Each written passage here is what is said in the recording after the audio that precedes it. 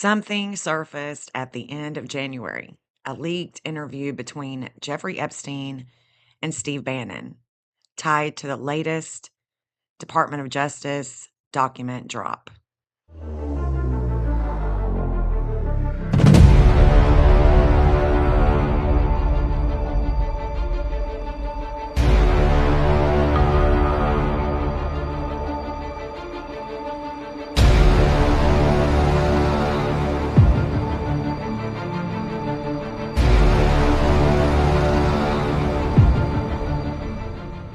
Welcome back to Astrology for Mystics with Jen. I'm Jen. I am the astrologer for the day.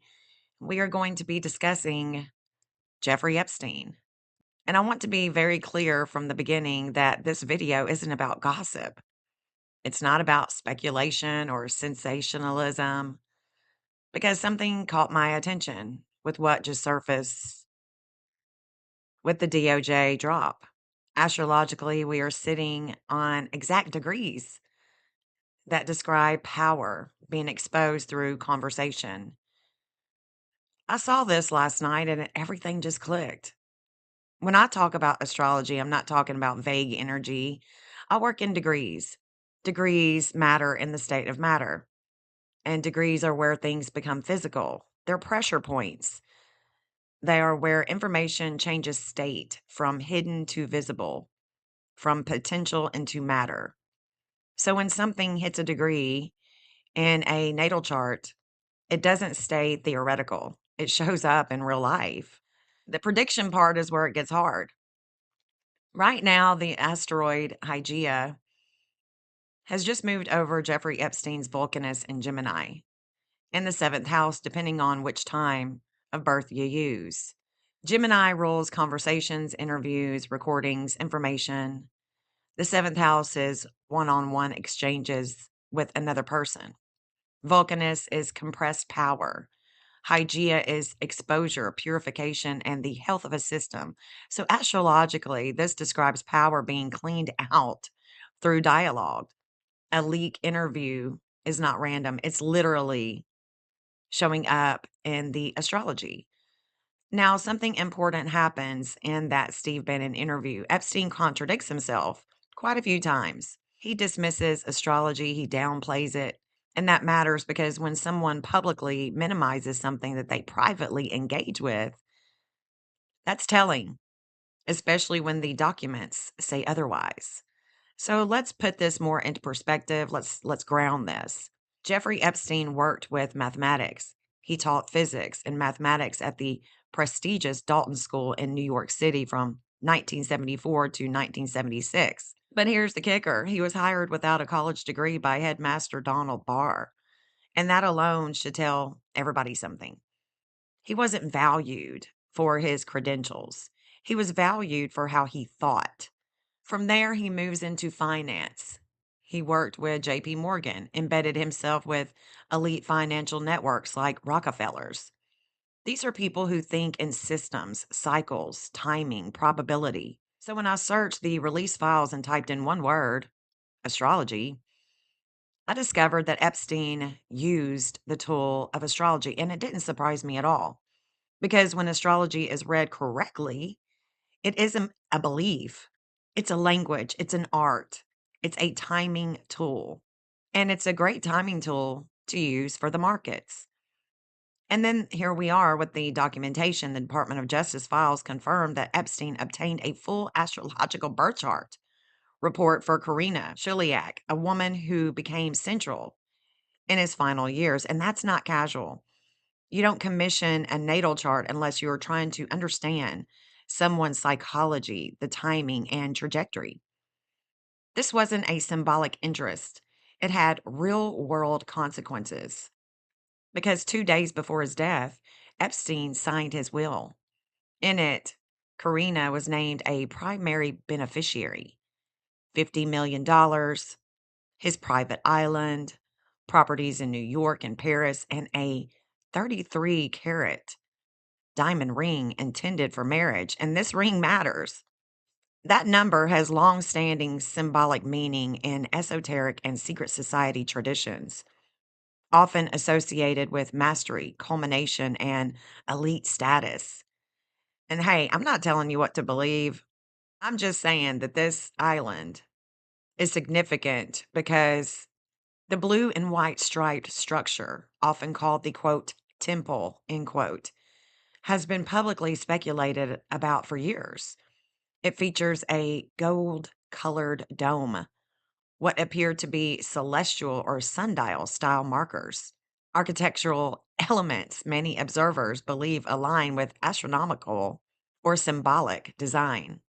And whether symbolic, aesthetic, or intentional, it aligns with a broader pattern here an interest in cosmic order, timing, and control. But this is definitely about timing. Epstein signed his will on August 8th, 2019, and that day featured a triple conjunction of the sun, Venus, Mars, and Leo. Leo rules legacy, kingship, identity, and how one is remembered. Venus and Mars together often correlate with intense relational and sexual themes. And that day, when he signed his will, there was a yod formation. Sometimes it's called the finger of God. It was involving Saturn and Neptune. And in astrology, this configuration is often interpreted as a fated pressure point, a crystallization moment when hidden truths can no longer remain hidden. His death and final legal maneuvers also coincided with this Saturn Neptune cycle. Many astrologers associate with the collapse of ethical structures and illusions. So here's the point because this is what matters. Given Epstein's background in systematic thinking, finance, manipulation, it's plausible that astrology was one of several tools he most certainly explored, not spiritually, but strategically. A way to time actions, a way to frame a legacy, a way to believe control could extend even beyond consequences. And the irony is this under Pluto and Aquarius, astrology isn't being used to predict advantage anymore. It's being used to explain exposure. Pluto in Aquarius doesn't just expose people, it exposes systems. And Gemini tells us how that exposure happens through documents, interviews, recordings, conversations. So the very tool Epstein dismissed publicly, he used privately, and is definitely helping to explain why this story is resurfacing now. One of the most important transits still unfolding is the South Node that is moving toward Ghislaine Maxwell's Virgo Pluto. It's about old power, old control, intense transformation with where she's been before. Old systems hidden under paperwork, routines, nothing to see here. And when the South Node activates Pluto, this is when a lot comes to the surface. Things that are buried comes to the surface. And this isn't about shock, it's just about timing. Degrees are where truth changes state. That's the name of the game with astrology that a lot of people, especially in the field of astrology, still don't understand. Degrees matter in the state of matter. And in our chart, it's very easy to see when expressions of behavior are going to take place. The prediction is where it's hard to predict how this energy is going to express itself because there's so many ways it can. And that's why on this channel we observe. We are watchers. We observe reality. Everything has a chart. JP Morgan has a chart. Dow Jones has a chart. New York Stock Exchange has a chart. And when these pressure points are hit, we do see movements in the markets. And so I find it interesting that he danced around a lot of questions in the Steve Bannon interview regarding why the 2008 market crash took place while he was sitting in jail and how he didn't see it coming. Or did he see it coming and he's just not telling us the whole truth and nothing but? When asked over and over again about him sitting in a cell, it didn't seem to bother him. He definitely doesn't appear to be someone that is contemplating taking his own life. And I still think, per the astrology, that it's possible that he didn't. And that's for another video. Thank you so much for watching. Please like, subscribe, share, comment. Let me know how you're doing. Let me know what you think.